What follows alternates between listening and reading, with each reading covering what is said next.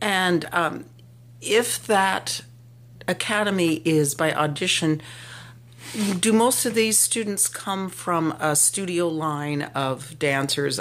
That is, have they grown up taking dance for several years? And the reason I ask that is, even in our district, we're studying how to make a track in the public schools so that kids that study or take dance or theater or music or visual arts follow the system through, so that, and if that's what they particularly enjoy, they have a track of schools so they don't have to just, start and end with theater and, pre-K through 5, and then they don't get it again. So I'm just curious how and where your students come from, and are they almost developed in the system?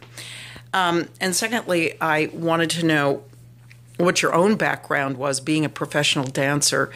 Have you had injuries, and is this one of the things that interests you because you remember a time when, if you'd had this sort of coaching or way of preventing injuries and rehabilitating, had more control over it yourself, would that have made a significant difference in the life of your career? Because I know, obviously, as a professional ballet dancer, it is you're limited to how healthy you stay. So that all just is curious to me, because on the other hand, I did study ballet, but not until college. I'd never had any dance. So, there were a lot of things that were closed to me in terms of professional path. I wasn't raised to ever think that was something I could be, nor did I grow up in an area where that was sort of common. I would have had to have lived in a more metropolitan area, and I grew up in rural Iowa. But some of my curiosity comes from the fact that, not having been a dancer from the time I was little, I never had injuries. And I wondered if you see, obviously, most of the students' injuries, are they mostly chronic, or I'm sure that you have acute injuries as well, where they performance-based injuries that just come from, a fall or a wrong turn or something, or placement. Well, so those are my questions back to you. Now let me look at my notes, and I apologize for my glasses because they shine and look terrible, and I'm having a terrible hair day. So again, I'll apologize for that. I wondered, this was one of the other things, you said that Harkness has the system. As part of that, is there an intake protocol where you look at body type and you look at flexibility and all of that, and determine whether there are certain sorts of dancers, i.e. the kind that have really flexible feet or joints or arches?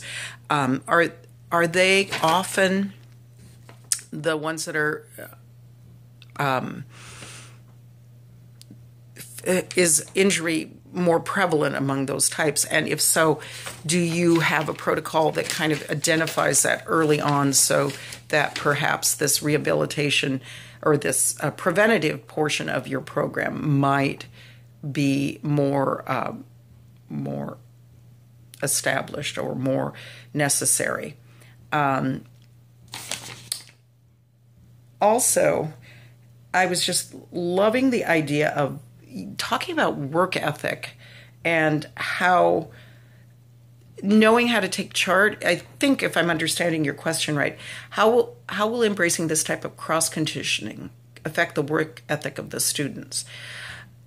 I'm assuming, when I hear you say they sit out, I know that circumstance, and not with that level of dancer.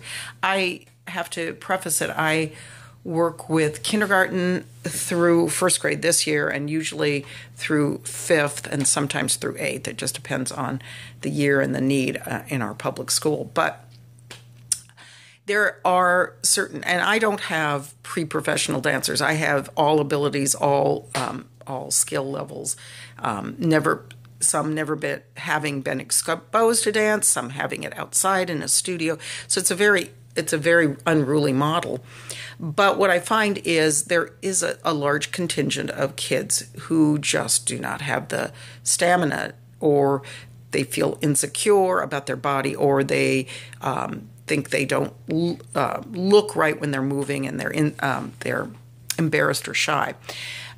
So I was curious when you said dancers that sit on the sidelines and the work ethic of that. Do you do any kind of pre-admission counseling to make sure that students that are getting into this track are really, this is their passion? Because it sounds like you are, and I'm assuming you feed into your summer camp, which is a big thing I know at Interlock, and I was just curious, how do you identify students that have the, not just the physical and the body type, physical skills and the body type, the emotional and mental state of students, and who really has that driving force? Because I know with dance, it's a hard life. You really have to want to do it, and you give up a lot. So I just wondered, in this model from Harkness, do they do not profiling, but do they identify different sorts of students and not just their abilities physically, but their emotional wellness and their emotional intelligence and how to deal with things? So just curiosity. Two of the things I wondered if you had studied in the course of your professional life were the somatic practices of awareness through movement, which is kind of, I think, an offshoot of Feldenkrais. I found a great Feldenkrais site, and I remember using it for myself just because it gives you little snippets of exercises you can use that center you and keep you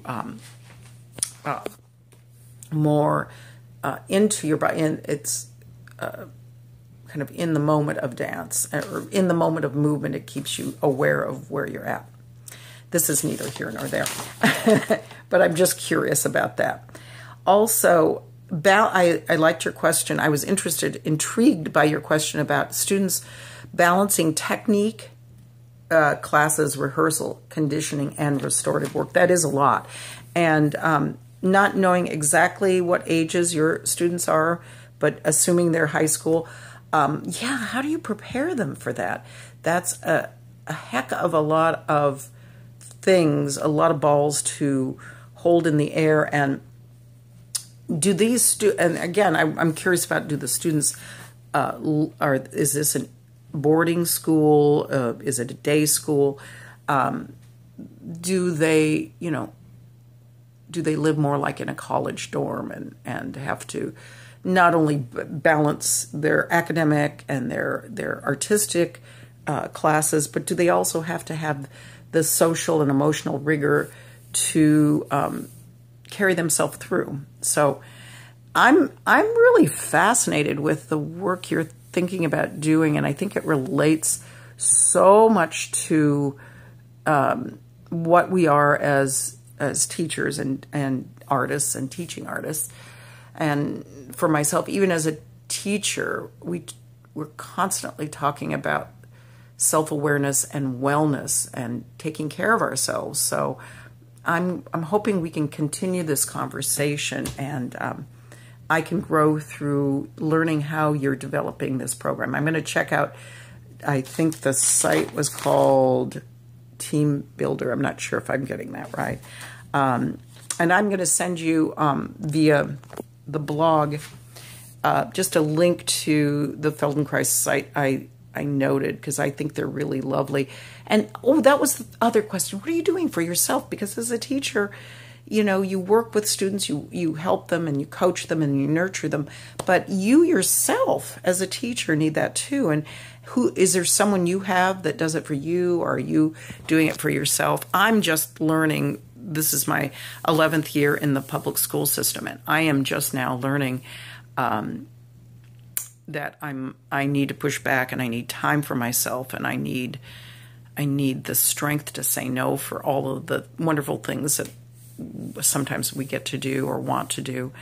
I'm trying to take care of myself. So I'm curious about if you, how you see yourself within the same framework. Do you model that for your students? I know I have not been modeling wellness necessarily for my students. So just another little question. Anyway, that's all for now. I look forward to talking to you later. Thanks for listening. I hope this has been useful.